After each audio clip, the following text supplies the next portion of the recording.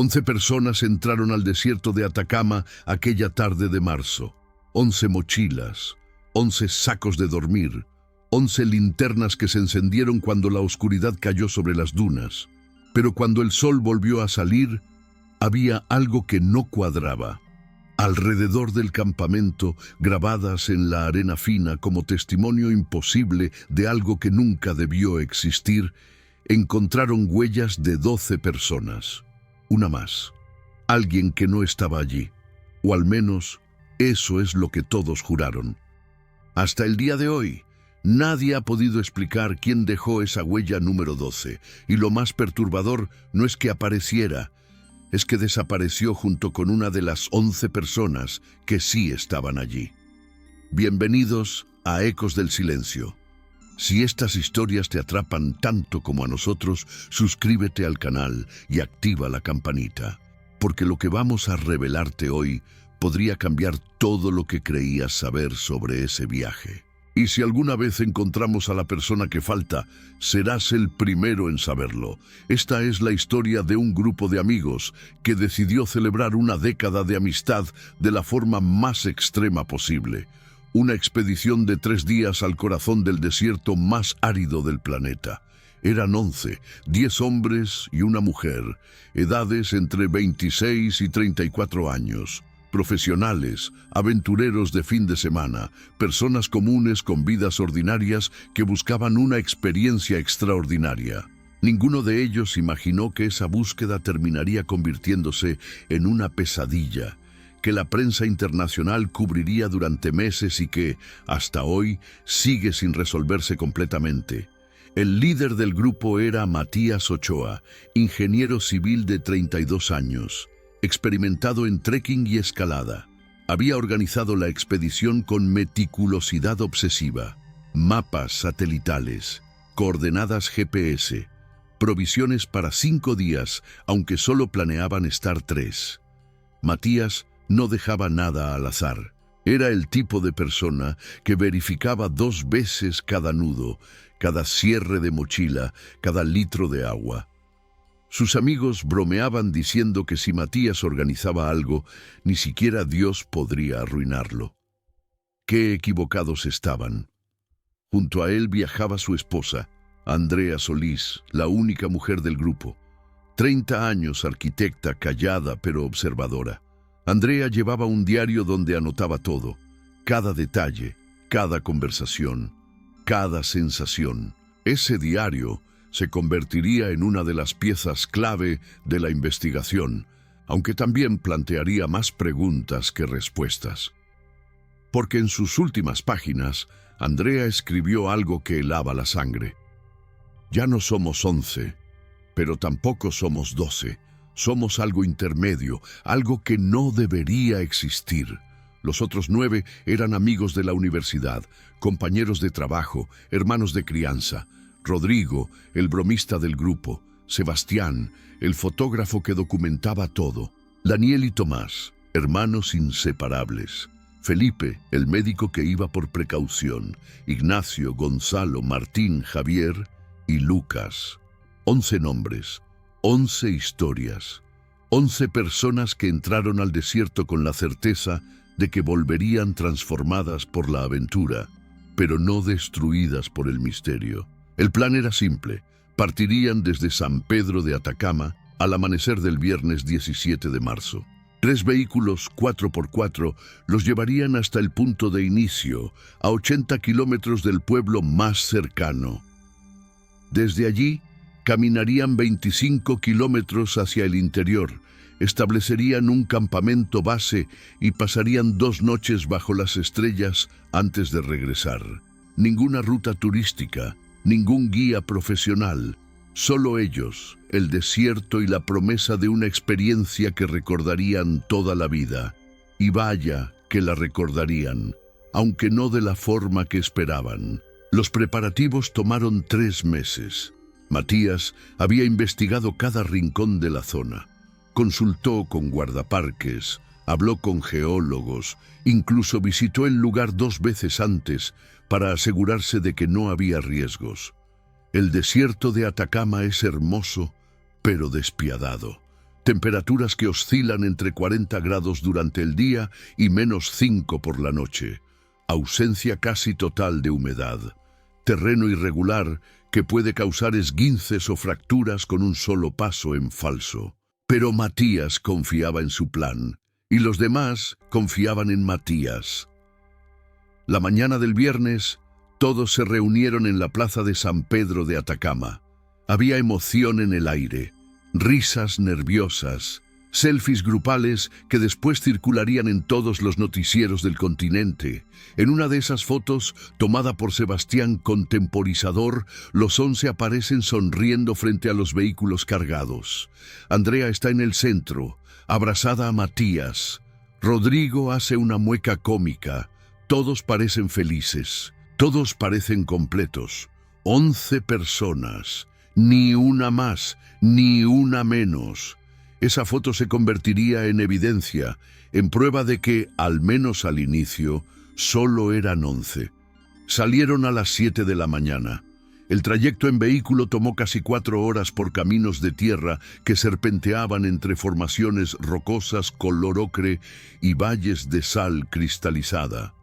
El paisaje era marciano, alienígena, como si hubieran abandonado la Tierra y entrado en otro planeta donde las reglas de lo posible se doblaban. Sebastián tomaba fotos constantemente, decenas, cientos.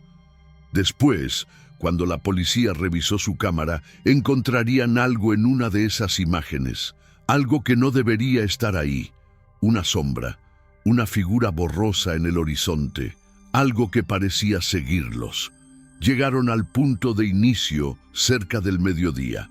Los conductores de los vehículos, 3 lugareños contratados por Matías, se despidieron con advertencias que sonaron más serias de lo esperado. «No se alejen del campamento de noche», dijo uno, «y si escuchan algo llamándolos, no respondan. Nunca». Todos rieron. Era el tipo de advertencia folclórica que esperabas escuchar en un lugar remoto. Leyendas locales para asustar turistas. Nadie les prestó real atención. Quizás debieron hacerlo. La caminata comenzó bajo un sol implacable. 25 kilómetros con mochilas de 15 kilos sobre terrán que alternaba entre arena suelta y piedra volcánica. Matías marcaba el ritmo. Cada hora, descanso de 10 minutos. Hidratación constante. Felipe, el médico, monitoreaba que nadie mostrara signos de insolación o deshidratación. Todo iba según lo planeado. Demasiado bien, pensaría Andrea después, como si algo estuviera esperando el momento perfecto para revelar su presencia. Llegaron al sitio elegido para el campamento a las 6 de la tarde. Una hondonada protegida del viento entre 2 formaciones rocosas que parecían manos gigantes surgiendo de la tierra. El lugar era perfecto, plano, resguardado, con una vista panorámica del valle que se extendía hasta el horizonte, donde el cielo se fundía con la tierra en tonos imposibles de naranja y violeta. Sebastián tomó más fotos. Andrea escribió en su diario: «Hemos encontrado el lugar más hermoso y más solitario del mundo. Siento que estamos solos, completamente solos, aunque a veces tengo la extraña sensación de que alguien nos observa desde las rocas». Montaron las carpas en semicírculo. 11 carpas individuales más una grande comunal, donde cocinarían y se reunirían.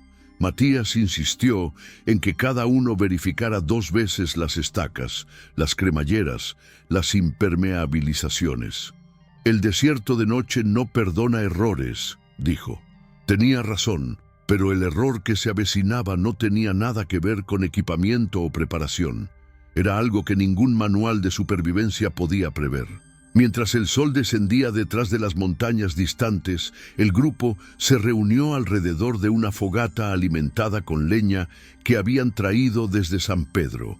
En el desierto no hay árboles, no hay arbustos, solo piedra, arena y silencio. Un silencio tan profundo que duele, tan absoluto que el más mínimo sonido se amplifica hasta parecer una intrusión violenta en el orden natural de las cosas. Esa primera noche, mientras compartían historias y comida enlatada calentada sobre las llamas, ese silencio empezó a sentirse diferente. No solo como ausencia de sonido, sino como presencia de algo más, algo expectante. Rodrigo, fiel a su naturaleza, intentaba mantener el ánimo ligero con chistes y anécdotas exageradas de anteriores aventuras. Sebastián seguía tomando fotos, ahora con el cielo estrellado como telón de fondo. El desierto de Atacama tiene uno de los cielos más claros del planeta. Observatorios astronómicos de clase mundial se instalan allí porque la contaminación lumínica es casi cero y la humedad atmosférica es mínima. Esa noche, las estrellas no solo brillaban, pulsaban, se multiplicaban, creaban la ilusión de que el universo entero se volcaba sobre ellos con todo su peso infinito. Era hermoso y aterrador a la vez. Andrea se separó del grupo cerca de las 10 de la noche. Necesitaba ir al baño, explicó. Matías le ofreció acompañarla con una linterna, pero ella insistió en que estaría bien. El baño era simplemente caminar unos 50 metros más allá del campamento, detrás de unas rocas, con una pala pequeña para enterrar los desechos. Procedimiento estándar en expediciones sin infraestructura. Andrea tomó su linterna y se alejó. Los demás continuaron conversando junto al fuego. 5 minutos después, escucharon un grito, no de terror, de sorpresa. Todos se pusieron de pie de inmediato. Andrea regresó corriendo. Su rostro, iluminado por las linternas que ahora todos encendían, mostraba una expresión extraña. No exactamente miedo, más bien desconcierto. «Hay alguien allá», dijo señalando hacia la oscuridad. «Vi una luz, una linterna, alguien caminando entre las rocas». Matías y Felipe tomaron sus linternas más potentes y se dirigieron hacia donde Andrea señalaba, seguidos por Rodrigo y Sebastián. Revisaron meticulosamente el área. No encontraron nada, ninguna huella en la arena, ninguna señal de presencia humana, ninguna luz aparte de las suyas propias.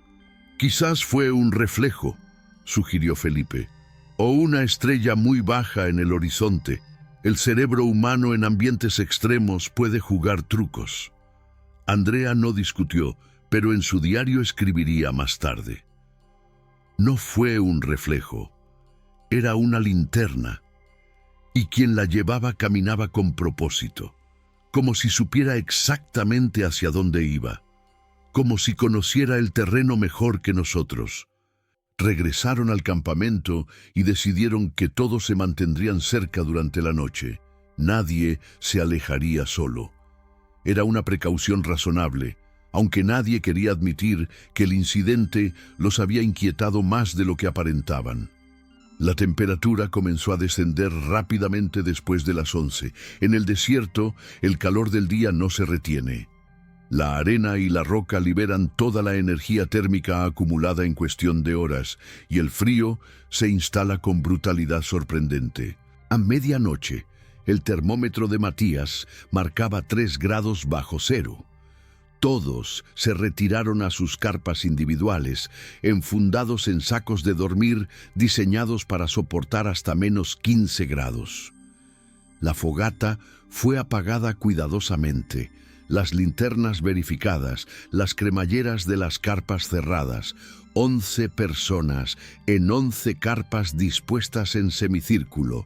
11 respiraciones ralentizándose conforme el sueño se apoderaba de cuerpos agotados por la caminata y la altitud. Pero no todos durmieron bien esa primera noche. Ignacio, en su testimonio posterior, afirmó que cerca de las 2 de la madrugada escuchó pasos.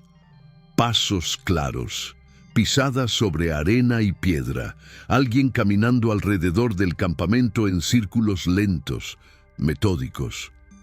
Pensó que quizás era Matías haciendo una ronda de seguridad, Pero algo en el ritmo de esos pasos le pareció extraño. Demasiado regulares, demasiado precisos, como si quien caminaba estuviera midiendo algo, contando algo. Ignacio abrió la cremallera de su carpa apenas unos centímetros y miró afuera. No vio a nadie. Los pasos continuaron durante varios minutos más y luego cesaron abruptamente. Ignacio volvió a dormirse convenciéndose de que había sido un sueño lúcido, esa zona gris entre el sueño y la vigilia donde la realidad se distorsiona. Daniel, uno de los hermanos, también tuvo una experiencia perturbadora. Alrededor de las 3 de la mañana, despertó con la sensación de que alguien lo observaba. Una sensación tan intensa que le hizo abrir los ojos de golpe, el corazón acelerado. Miró hacia la entrada de su carpa y vio una sombra proyectada sobre la tela por la luz de la luna. La silueta de una persona de pie, justo afuera, completamente inmóvil. Daniel contuvo la respiración. La sombra permaneció allí durante lo que le parecieron eternos segundos. Luego se movió. Se deslizó lateralmente sin hacer ruido y desapareció. Daniel no salió a investigar, no llamó a nadie. Simplemente se quedó despierto el resto de la noche, mirando fijamente la entrada de su carpa, esperando que esa sombra regresara. No lo hizo. Andrea fue quien tuvo la experiencia más inquietante. En algún momento de la madrugada tuvo un sueño vívido. Soñó que caminaba descalza por el desierto bajo la luz de la luna llena. En el sueño no estaba sola. Había alguien más caminando junto a ella. Alguien que mantenía el ritmo perfectamente sincronizado con sus pasos. Ella no podía ver a esa persona, pero sentía su presencia con absoluta certeza. Era alguien familiar, pero al mismo tiempo completamente extraño. En el sueño, giraba la cabeza para ver quién era, pero justo antes de lograrlo, despertaba. El detalle que la perturbó no fue el sueño en sí, sino lo que encontró al despertar. Sus pies estaban sucios, cubiertos de arena fina, como si realmente hubiera caminado descalza durante la noche. Pero su carpa seguía cerrada desde adentro. No había forma de que hubiera salido sin abrir la cremallera, y sin embargo, ahí estaba la arena, inconfundible. Al amanecer, cuando el sol comenzó a teñir el cielo de tonos rosados y dorados, todos emergieron de sus carpas con el cansancio propio de una mala noche. Matías fue el primero en levantarse como siempre. Comenzó a preparar café en el hornillo de gas portátil. Uno por uno, los demás se fueron uniendo, rostros somnolientos, comentarios sobre el frío intenso. Algunos mencionaron que habían dormido mal, pero nadie compartió en detalle sus experiencias nocturnas. No todavía. Era como si cada uno tuviera la intuición de que verbalizar lo extraño le daría más realidad de la que estaban dispuestos a aceptar. Sebastián, el fotógrafo, fue quien hizo el descubrimiento. Había salido temprano con su cámara para capturar la luz del amanecer. Estaba caminando alrededor del campamento, buscando el ángulo perfecto cuando se detuvo en seco. Llamó a los demás con voz extraña. No gritó. No mostró pánico. Solo dijo en tono plano y controlado: «Necesito que todos vengan a ver esto. Ahora». El tono de su voz hizo que todos dejaran sus tazas de café y corrieran hacia donde estaba. Y allí, grabado en la arena que rodeaba el campamento con claridad fotográfica, estaba lo imposible. Huellas. Docenas de huellas, pisadas humanas que formaban un círculo completo alrededor de las 11 carpas. Un círculo perfecto. Matías, con su mentalidad analítica, comenzó a contar y a medir inmediatamente. Las huellas correspondían a diferentes tamaños de calzado. Identificó rápidamente las suyas propias. Botas talla 43 con un patrón de suela característico. Luego, las de Andrea. Zapatillas talla 38. Una por una, Fueron identificando las huellas de cada miembro del grupo. 10 pares de huellas. Pero había más. Había un undécimo par y había un duodécimo. Las 11 primeras tenían sentido. Durante la tarde anterior, todos habían caminado alrededor del campamento mientras montaban las carpas, organizaban el equipo, iban y venían. Esas huellas eran esperables. Pero la huella número 12 era diferente. Eran pisadas profundas, bien definidas, frescas, hechas durante la noche, cuando se supone que todos estaban en sus carpas. El patrón de suela era de una bota de montaña estándar, talla aproximada 42. No coincidía exactamente con ninguna de las botas del grupo, aunque estaba cerca del tamaño de varios de ellos. Matías intentó racionalizar lo que veían. Quizás alguien salió durante la noche y no lo recuerda bien, sugirió mirando a los demás. Todos negaron. Rodrigo propuso que quizás los conductores que los habían dejado el día anterior habían regresado por alguna razón, pero eso no tenía sentido. Estaban a 4 horas de distancia y no había ningún motivo para volver. Además, esas huellas formaban un círculo completo, eran metódicas, intencionales. Alguien había caminado alrededor del campamento durante la noche en círculos repetidos. Contaron 6 vueltas completas basándose en la superposición de las pisadas. Felipe, el médico, intentó mantener la calma. Podría ser sonambulismo, dijo. La altitud, el cansancio, el ambiente extremo. Alguien pudo haber salido dormido, pero incluso mientras lo decía, su voz no sonaba convincente, porque el sonambulismo no explicaba por qué las huellas formaban círculos tan perfectos, ni por qué nadie había escuchado a esa supuesta persona salir y caminar durante probablemente más de 1 hora, ni por qué el patrón de suela no coincidía exactamente con ninguna de sus botas. Sebastián tomó fotografías detalladas de cada conjunto de huellas. Usó su teléfono como referencia de escala. Documentó ángulos, profundidades, patrones de suela. Era evidencia. Evidencia de algo que no podían explicar, pero que era innegablemente real. Las huellas estaban allí. No eran alucinaciones colectivas. No eran trucos de la luz o ilusiones ópticas. Eran marcas físicas en la arena, irrefutables. Andrea sintió un nudo en el estómago. La noche anterior había visto una luz. Ahora había huellas inexplicables. Y sus propios pies habían estado cubiertos de arena al despertar. Algo estaba terriblemente mal. Algo que iba más allá de coincidencias o explicaciones racionales.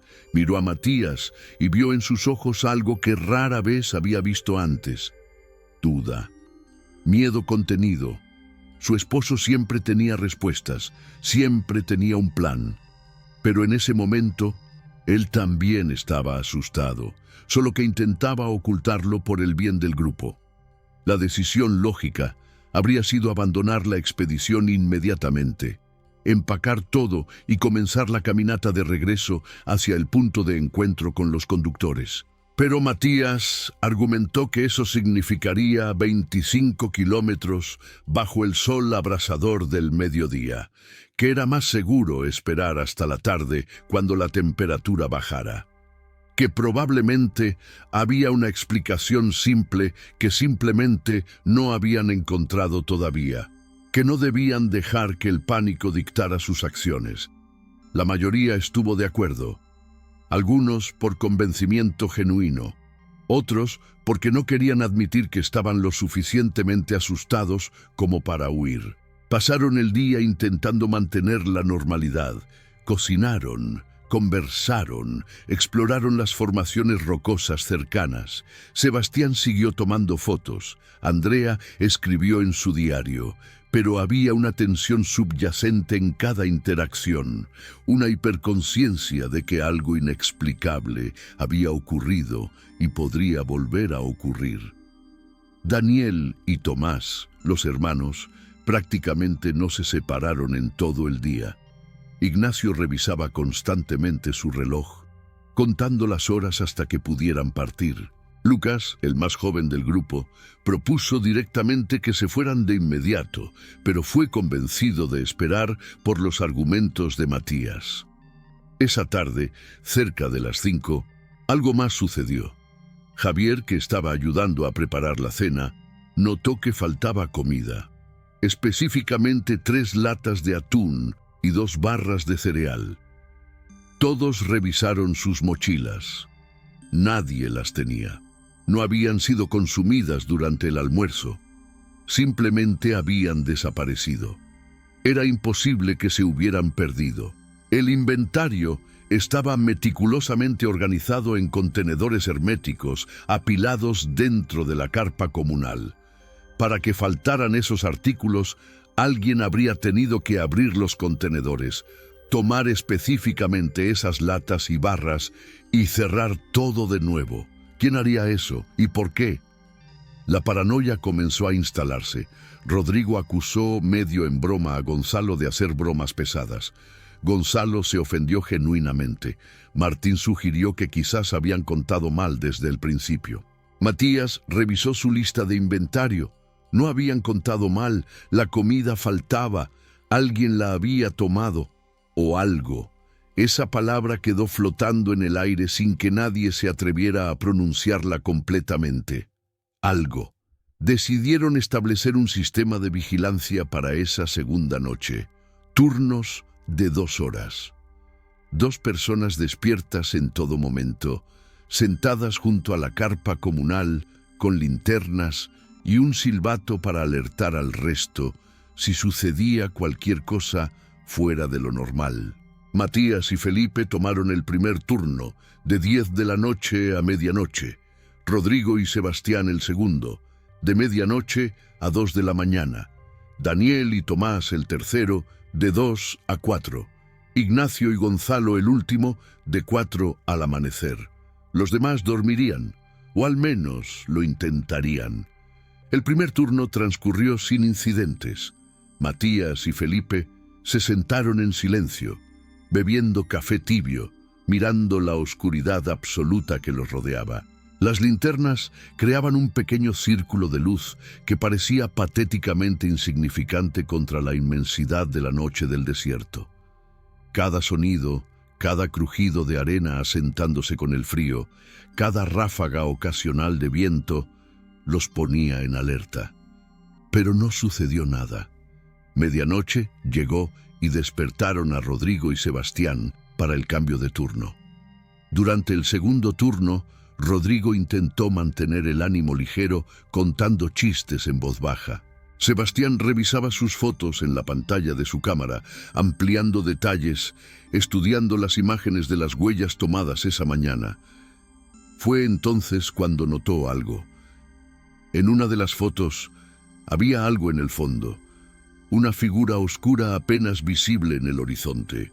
Estaba tan lejos y era tan sutil que fácilmente podría confundirse con una roca o una sombra.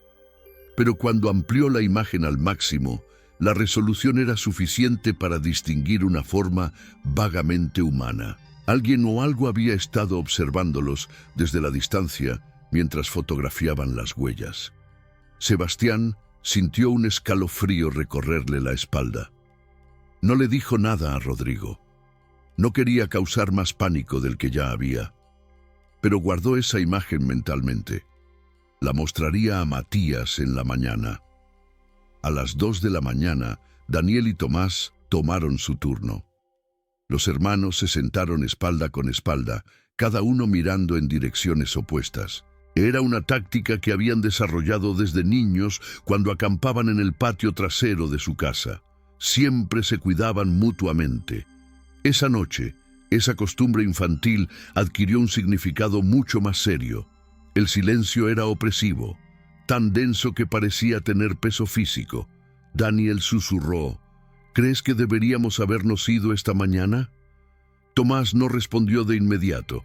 Finalmente dijo: Sí, creo que sí. Esa admisión mutua de miedo fue casi un alivio. Al menos no estaban fingiendo valentía el uno frente al otro. Cerca de las 3:30, ambos lo escucharon simultáneamente. Pasos, exactamente como Ignacio había descrito la noche anterior. Pisadas lentas, metódicas, caminando en círculos alrededor del campamento. Pero esta vez no había duda. No era un sueño, no era imaginación. Daniel encendió su linterna más potente y apuntó en la dirección del sonido. El haz de luz atravesó la oscuridad, revelando nada. Arena vacía, rocas inertes. Ninguna figura, ninguna presencia visible, pero los pasos continuaron. Ahora venían de otra dirección. Tomás giró con su propia linterna. Tampoco vio nada. Los pasos se movían, rodeaban el campamento, se acercaban, se alejaban. Era como si alguien invisible estuviera caminando deliberadamente, sabiendo que era escuchado, pero no podía ser visto. Daniel sopló el silbato 3 veces, la señal de alarma. En segundos, las cremalleras de las carpas se abrieron y todos emergieron con linternas encendidas. 11 haces de luz cortando la oscuridad en todas direcciones. Los pasos cesaron inmediatamente. Silencio total. Matías preguntó qué había sucedido. Daniel y Tomás explicaron con voces temblorosas. Algunos los miraron con escepticismo, otros con miedo reconocido. Andrea no dijo nada. Simplemente escribió en su diario con manos temblorosas: «Los pasos son reales. Todos los escuchamos ahora, pero lo que los causa permanece invisible. ¿Cómo es posible que está caminando alrededor de nosotros?» Nadie volvió a sus carpas. Todos se quedaron despiertos el resto de la noche, agrupados alrededor de la carpa comunal. Linternas encendidas apuntando hacia afuera como pequeños faros inútiles contra un océano de oscuridad. Esperaron el amanecer con desesperación silenciosa. Y cuando finalmente llegó, cuando los primeros rayos de sol comenzaron a iluminar el desierto, se prepararon para lo que sabían que encontrarían. Porque si los pasos habían sido reales, las huellas también lo serían. Y tenían razón. Allí estaban, frescas, profundas, claras, las mismas huellas de la mañana anterior, el mismo patrón de suela, el mismo tamaño, caminando en círculos alrededor del campamento, 6 vueltas completas otra vez, como si quien o lo que fuera que las dejaba siguiera exactamente el mismo ritual. Pero esta vez había algo más. Esta vez, uno de los círculos se desviaba. Las huellas abandonaban su patrón circular y se dirigían en línea recta hacia una de las carpas. La carpa de Lucas. Corrieron hacia la carpa de Lucas. Matías gritó su nombre. No hubo respuesta. Abrió la cremallera de un tirón. La carpa estaba vacía, el saco de dormir abierto, la mochila todavía allí, la linterna apagada en un rincón. Pero Lucas no estaba, simplemente había desaparecido. Imposible. Todos habían estado juntos las últimas 4 horas. Nadie había visto a Lucas salir, nadie había escuchado nada, y sin embargo se había ido, como si se hubiera evaporado. El pánico se instaló completamente. Andrea comenzó a hiperventilar. Felipe tuvo que ayudarla a controlar su respiración. Rodrigo, el bromista que siempre tenía algo gracioso que decir, estaba completamente callado, el rostro pálido. Sebastián corrió hacia su equipo fotográfico, como si documentar la situación pudiera darle algún sentido.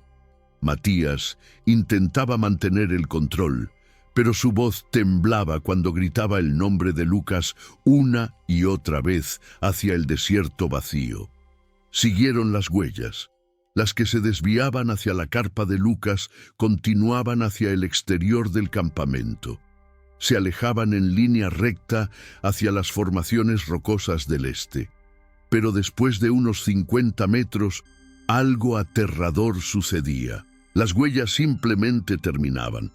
No se desvanecían gradualmente, no se volvían más superficiales, simplemente dejaban de existir de un paso al otro, como si quien las dejaba hubiera sido levantado del suelo o hubiera dejado de ser físico. La última huella era profunda y clara. Después, nada. Solo arena virgen sin perturbar. Organizaron una búsqueda inmediata. Se dividieron en parejas. Nadie iría solo. Registraron cada metro cuadrado en un radio de 2 kilómetros alrededor del campamento. Gritaron el nombre de Lucas hasta quedar roncos.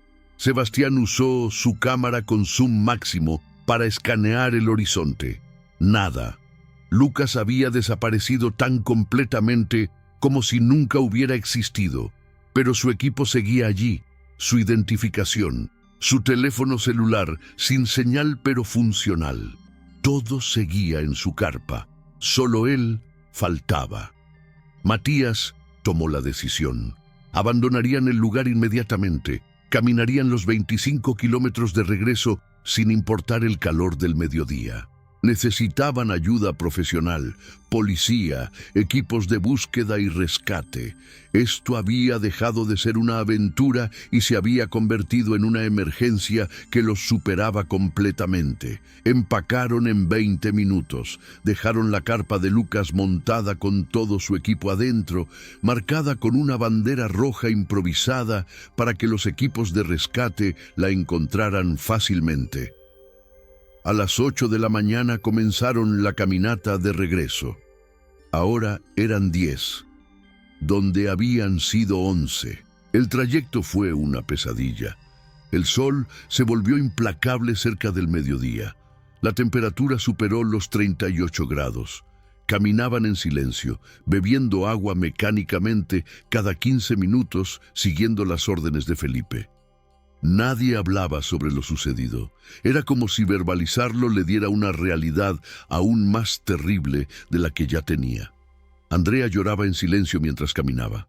Matías iba adelante con expresión de granito, negándose a mostrar la culpa devastadora que lo consumía. Esto había sido su idea, su plan, su responsabilidad. Llegaron al punto de encuentro a las 4 de la tarde. Los conductores no estaban programados para recogerlos hasta el día siguiente, pero Matías había llevado un teléfono satelital de emergencia. Lo activó y llamó a las autoridades en San Pedro de Atacama. Explicó la situación con voz controlada pero urgente. Una persona desaparecida. Circunstancias inexplicables. Necesitaban ayuda inmediata. Le dijeron que enviarían helicópteros y equipos de búsqueda al amanecer siguiente, que permanecieran donde estaban, que no regresaran al sitio del campamento, que esperaran. Esa noche, los 10 esperaron en el punto de encuentro bajo las estrellas. Nadie durmió. Matías montó guardia con el teléfono satelital en la mano, verificando cada 5 minutos que tuviera señal. Andrea escribió páginas y páginas en su diario. Sebastián revisó cada una de sus fotografías obsesivamente. Los demás simplemente se sentaron en silencio, procesando lo imposible que habían experimentado. Al amanecer llegaron los helicópteros, 2 de ellos. Uno se llevó al grupo de regreso a San Pedro de Atacama. El otro llevó un equipo de búsqueda y rescate de 6 personas hacia el campamento abandonado. Durante 3 días rastrearon la zona, usaron perros, drones con cámaras térmicas, tecnología de radar de penetración terrestre. Revisaron cada cueva, cada grieta, cada formación rocosa en un radio de 20 kilómetros. No encontraron ni rastro de Lucas, ni su cuerpo, ni sus pertenencias personales más allá de lo que estaba en su carpa, ni una sola pista sobre qué le había sucedido o hacia dónde había ido. Lo que sí encontraron perturbó profundamente a los investigadores. Las huellas seguían allí, preservadas por la ausencia de viento. Las fotografiaron meticulosamente, las moldearon con yeso, las analizaron. 11 pares correspondían perfectamente a las botas de los 11 miembros originales del grupo. Pero el par número 12 no coincidía con ninguna. Era similar a varias de las botas del grupo, pero el patrón de desgaste era diferente. La profundidad era inconsistente con el peso estimado de cualquiera de ellos. Era como si esas huellas hubieran sido hechas por alguien que copiaba las botas de montaña estándar, pero sin entender completamente cómo una persona real las usa y desgasta. El caso se volvió nacional, internacionalmente viral. Los medios lo cubrieron durante semanas. Teorías proliferaron. Algunos hablaron de crimen organizado, aunque no había motivo ni evidencia. Otros especularon sobre alienígenas o fenómenos paranormales. Los escépticos argumentaban que Lucas había sufrido un episodio psicótico inducido por la altitud y había huido al desierto por su cuenta, aunque eso no explicaba las huellas imposibles ni su desaparición tan completa. Las autoridades clasificaron oficialmente el caso como persona desaparecida en circunstancias no determinadas. Un lenguaje burocrático que traducido significaba «no tenemos ni idea de qué pasó». Los 10 sobrevivientes fueron interrogados exhaustivamente. Sus testimonios eran consistentes en los hechos principales, pero divergían en detalles que los investigadores encontraron reveladores. Todos habían experimentado cosas extrañas durante esas 2 noches. Ignacio los pasos en la primera madrugada, Daniel la sombra en su carpa, Andrea sus pies sucios y el sueño del acompañante invisible. Pero nadie había compartido estas experiencias en tiempo real.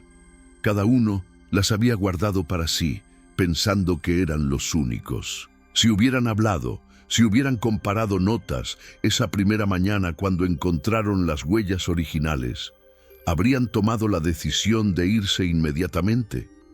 ¿Estaría Lucas todavía con ellos? Esa pregunta los perseguiría el resto de sus vidas. 3 meses después del incidente, Andrea recibió un paquete.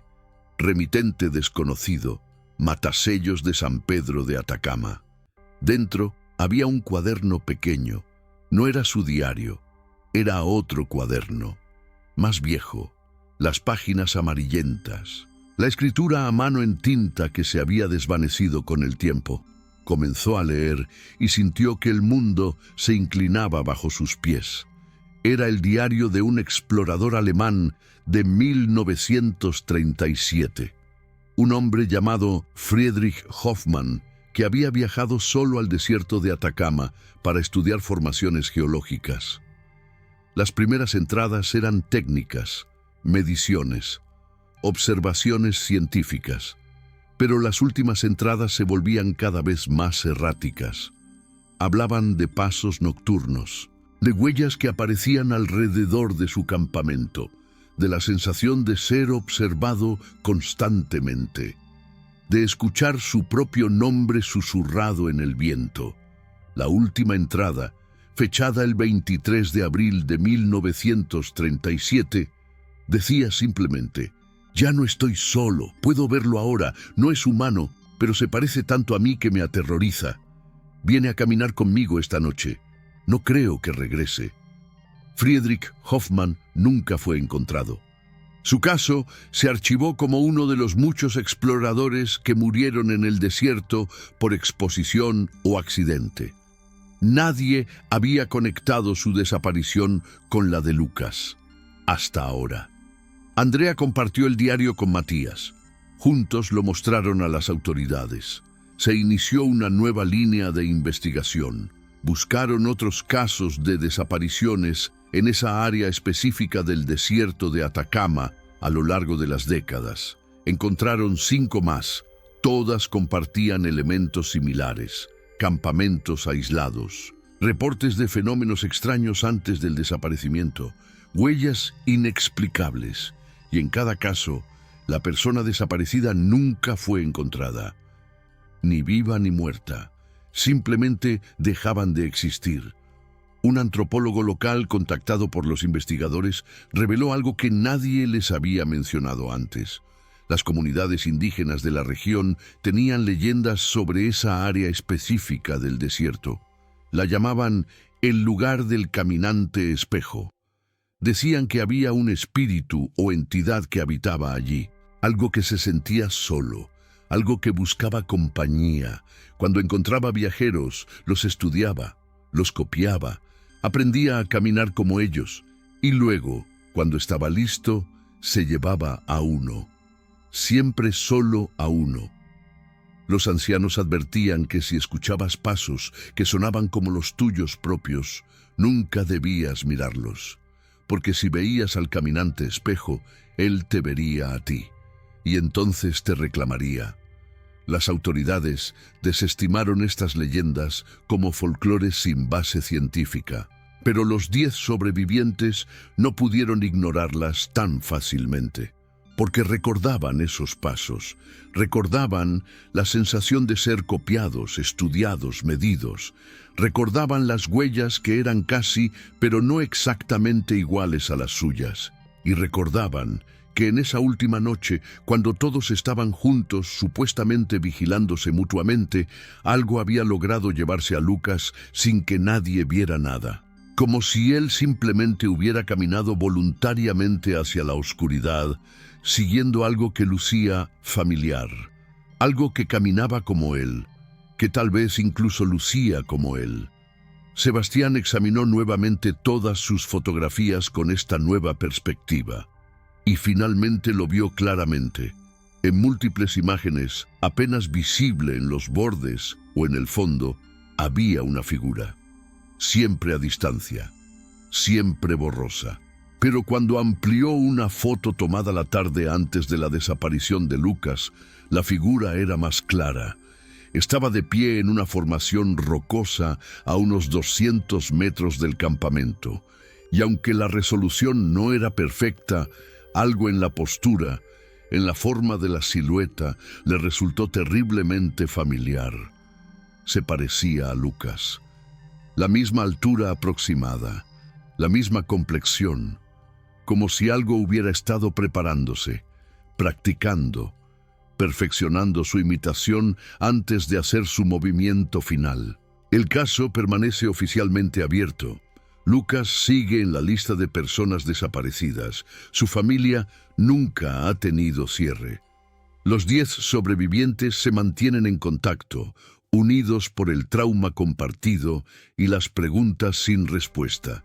Algunos han intentado terapia, otros han encontrado consuelo en comunidades online de personas que han experimentado fenómenos similares. Andrea publicó su diario completo en un blog, esperando que alguien, en algún lugar, pudiera ofrecer una explicación que tuviera sentido.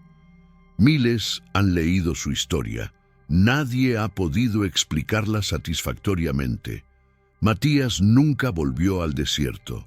Vendió todo su equipo de camping, dejó la ingeniería y se convirtió en profesor de matemáticas en una escuela urbana.